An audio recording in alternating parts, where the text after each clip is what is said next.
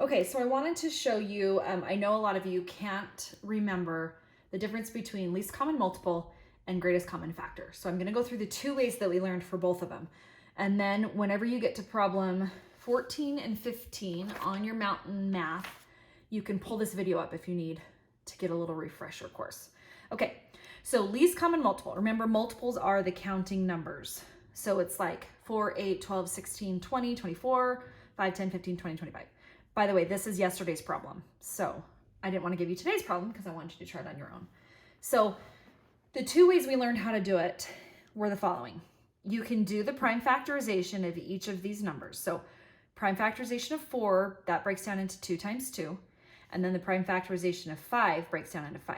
Okay, you look for matches. There's no matches. So on the LCM, if there are no matches, you end up multiplying all of these together. So 2 times 2 is 4, 4 times 5 is 20. So my LCM is 20 on this. Okay, if you were gonna do the listing method, you would list out the multiples. 4, 8, 12, 16, 20, 24. You go as far as you need to go. 5, 10, 15, 20, 25. I had a match and I want the smallest. Least means smallest. So I found the smallest of the ones that they had in common, and that gave me my 20. So there's two different ways you can do it. You can do the factor tree way, where you get the prime factorization. This is the end there, and this is the end here. And then there's no matches, so nothing cancels out, but then you're gonna write down each number here and then multiply. Okay, so that's LCM. GCF is the factors. So these are the numbers that go into the bigger number evenly. Okay, so I put go into numbers. It's not the counting numbers, it's all the numbers that will go into that number. So you can also do it by doing a factor tree. If I do 14, it breaks down into 2 times 7. They are both prime, so they're done. So I wrote them down below. 28 breaks down into 2 times 14, and then 14 breaks down into 2 times 7. So I have a 2 times 2 times 7. Okay, so then in this one, I'm going to look for a match, and I write it down once. Then I look for another match, write it down once. This one doesn't have a match, so I'm gonna leave it out. So on the GCF, you leave the extra match out.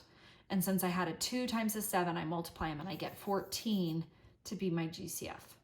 Okay, if I were going to just list the factors, I can do that here also. So I go to 14 and I do that little rainbow thing that we did where it's 1 and 14. That's the smallest and the biggest that go into 14 evenly.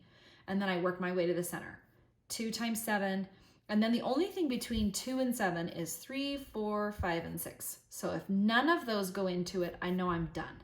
These are the only 4 factors that go into 14. On 28, I did 1 and 28, 2 and 14, 4 and 7. Okay, now I'm looking for something they have in common, and it's 14, and I want the biggest.